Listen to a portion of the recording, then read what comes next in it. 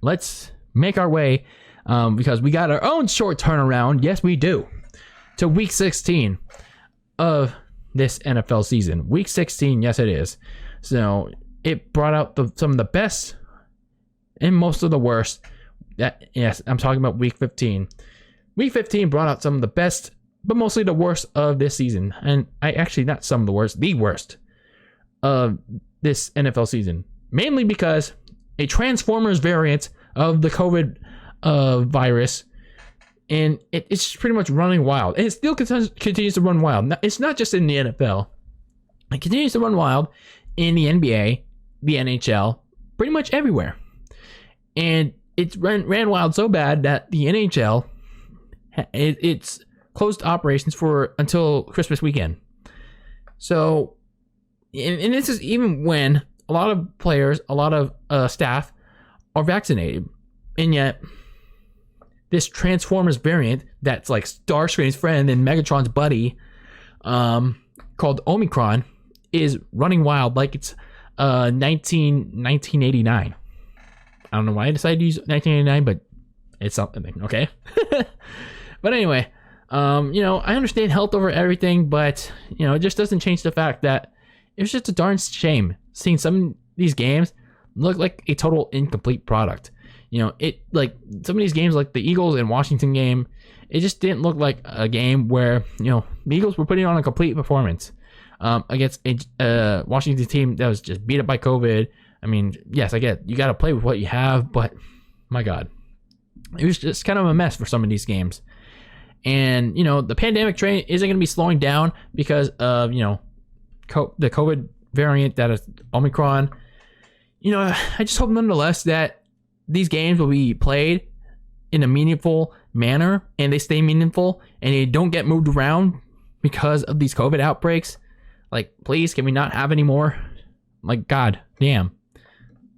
So, week 16 continues to bring us a lot of playoff importance, and we got some playoff clinchers considerations for the week. So, in the AFC side, the Chiefs. Remember those Chiefs that I talked about earlier? How they no longer have to worry about the Chargers, at least for when it comes to tiebreakers.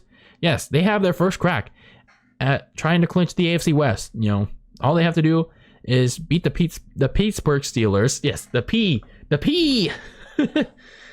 All they have to do is beat the Steelers at home, and whatever reason, all they have to do is hope that the Chargers clip her up in Houston against the Texans. I don't believe that'll happen because, the Texans just overall suck, even though Davis Mills has been playing a little bit better. But if the Chargers somehow clip her up in Houston, the Chiefs, if they beat the Steelers, will win the division. Meanwhile, the Patriots and the Bills are having a very important Week 16 matchup in Buffalo. In Foxborough. And, this is a very important one for the AFC East. The Patriots win, they get the division tiebreaker over the Bills. And if the Dolphins lose on Monday night, the Patriots can get the AFC East. However, if the Patriots lose this game, the Bills, they control their own destiny. And I know it's not related to week 16, but over the final 2 weeks of the season, if the Bills win out, the division is theirs, pretty much at that point. The Titans get their third chance to clinch the AFC South, and that's if they beat the 49ers on Thursday and the Colts lose to Arizona on Christmas night. Now, whether or not that happens, that remains to be seen. In the NFC side of things, it's NFC East or bust for the Cowboys on the brightest lights of Sunday night. Yes, this game is still happening on Sunday night. It's win against Washington, and division is all but theirs. It's that simple. For the Bucs, it's also simple for them. All they have to do to win the NFC South is beat up on a washed-ass Cam Newton and the Carolina Panthers on the road. For the Arizona Cardinals and the LA Rams, they have a chance to clinch their playoff spots with wins over the Indianapolis Colts and the Minnesota Vikings, respectively. Now, personally, I'll tell you in my picks later on. For the teams facing elimination, yes, you got a couple of them this week. But for the teams already eliminated, you got the Chicago Bears. Yes, Bears football has turned into meaningless Bears football. The Bears, the Lions, the Jets, the Texans, and the Jaguars have all been eliminated already at this point. So they're pretty much focusing on the draft. Oh, wait, the Bears don't have a first-round pick. So, haha. So more teams are bound to follow suit. So in the NFC side, the Panthers, the Seahawks, and the Giants all facing elimination this week. If they either lose their games somehow or other teams winning. With the Falcons also joining them if they lose against the Lions and the Vikings or the Eagles beat the Giants or the Vikings beat the Rams somehow. On the AFC side, the Browns and the Broncos face elimination if the Browns lose to the Packers and the Raiders beat the Broncos, but the Browns and the Broncos will have to officially be eliminated if a bunch of other teams win their games this week. So some playoff refreshers, some playoff clinching scenarios for this week. And realistically, there are some that I think will happen, some others not so much, but we're going to get into it as I get into my game picks right here and right now. Starting with the Thursday night game against the San Francisco 49ers, taking on the Tennessee Titans as my rumbling ass continues to get through these picks. For as much shit as I give Jimmy G and this horrid 49ers secondary, I think this will be a game where Jimmy Garoppolo and this offense torches the Titans. The Titans defense, it's better on the defensive line, the front seven, but where the Titans fail is their secondary. The secondary can be exposed big time, and that's if Jimmy G commits to throwing it to George Kittle, throwing it to Deebo Samuel, throwing it to Brandon Ayuk, and if Jimmy G cuts down on the mistakes, he will torch their asses. And now on the defensive side, Nick Bosa and this defensive line is bound to have a field day against this Titans terrible offensive line. So have at it with Ryan Tannehill. So I'm going with the 49ers on their early Christmas gift on a Thursday night. So we get some Christmas Day football. Yes, Christmas Day football. If some things happen. Granted that there's no postponements. Starting with the Cleveland Browns traveling to the Pack, to Lambeau, to take on the Green Bay Packers. The Packers' quest to get the top seed, it'll be gifted with an ass whooping on the COVID depleted Browns. Yes, the Browns are not as COVID depleted, but they're still a little COVID depleted. And the Browns, sorry, they'll be getting lumps of poop smelling coal in their stockings to remind them that they still remain the skid marks of the NFL, at least for this year. So I'm going to roll with the Packers. And then in the nightcap for Christmas, the Indianapolis Colts take on the Arizona Cardinals in the desert. The Jonathan Taylor show is going to continue against the Cardinals defense. And, this is the Cardinals team that just allowed Jared Goff and the Lions to go absolutely bonkers on them. So, yeah, I'm not rolling with the Cardinals. Give me the Colts. So then we get into the Sunday slate of games. Starting with the early morning games, the New York Giants take on the Philadelphia Eagles in Philadelphia. And you really expect me to pick Jake from State Farm and this depleted, injured as fuck Giants team? Do we actually know Jake from State Farm is going to be starting? Or is it going to be Mike Lennon, that meme? Yeah. But either way, Jalen Hurts in that rushing attack, even on a very short turnaround, they're going to continue to pounce all over a beat-up Giants team that just doesn't know who it's going to be starting at quarterback. So give me the Eagles. The LA Rams take on the Minnesota Vikings in a matchup of playoff importance for both teams. The Rams need to win to surpass Arizona in the NFC West, and the Vikings need an upset of sorts to keep its foot in the back door of the playoffs. The Rams, they're also on a short turnaround. They're just going to have too much firepower on offense with Beckham, Cooper Kupp, Van Jefferson, and then Sony Michel is now being incorporated into that offense. And, Matt Stafford's faced Kirk Cousins in division for like what? 2-3 years in the end when Matt Stafford was in the NFC North. So he already knows what it's like to lose to the dude.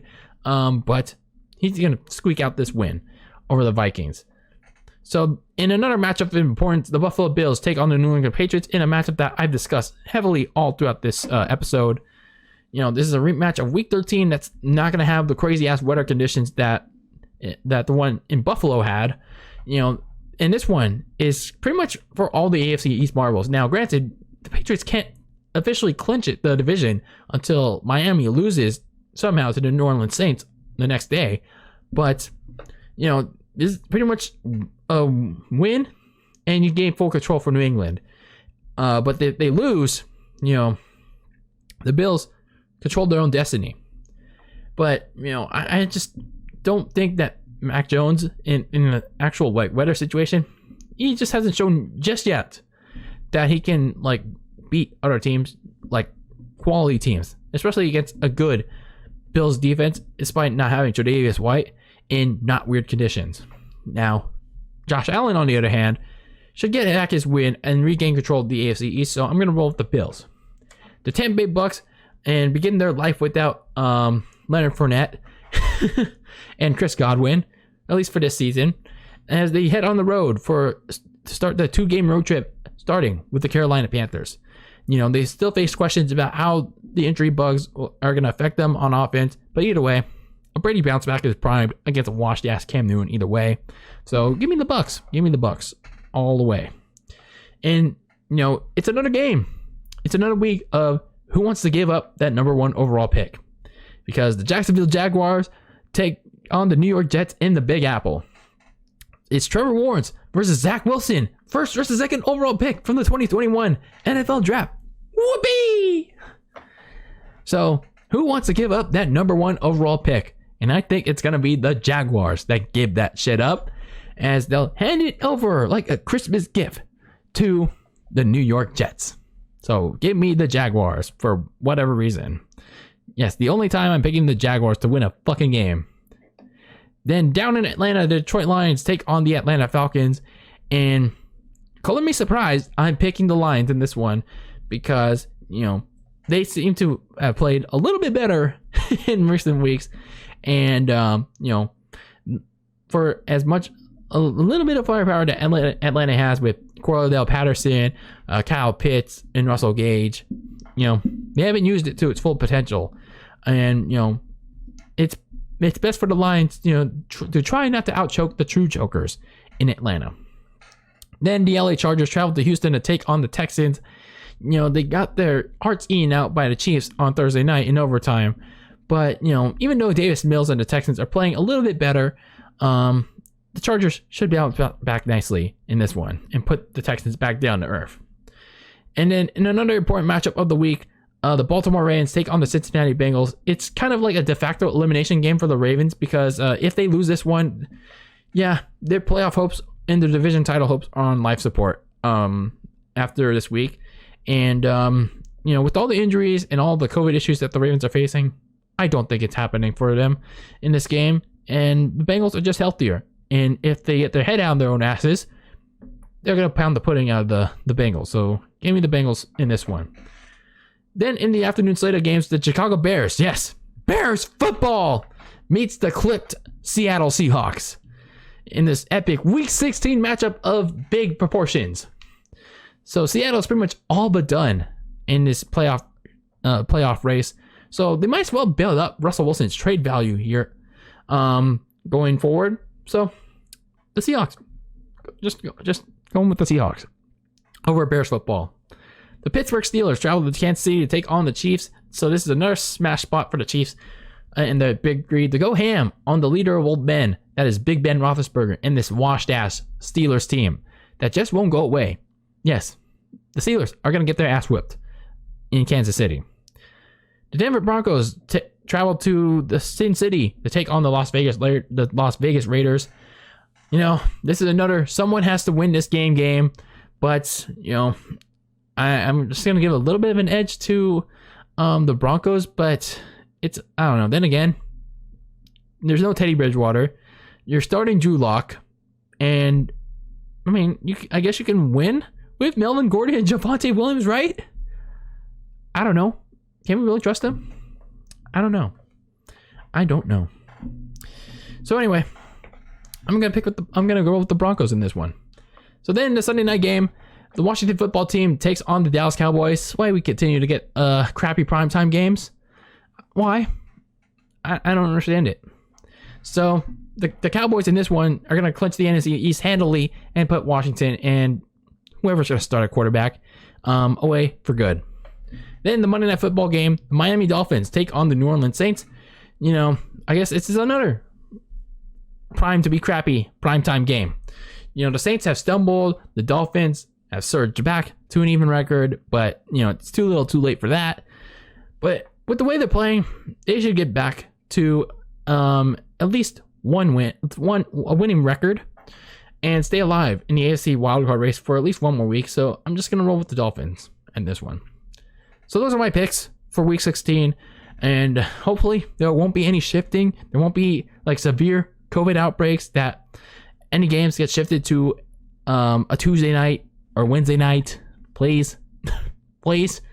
Like, can Omicron just go away? Please. We don't need your bullshit around here. So those are my picks. You can go against them or go support them any way you can. Or, you know, let me know your takes on anything I discussed here on this show.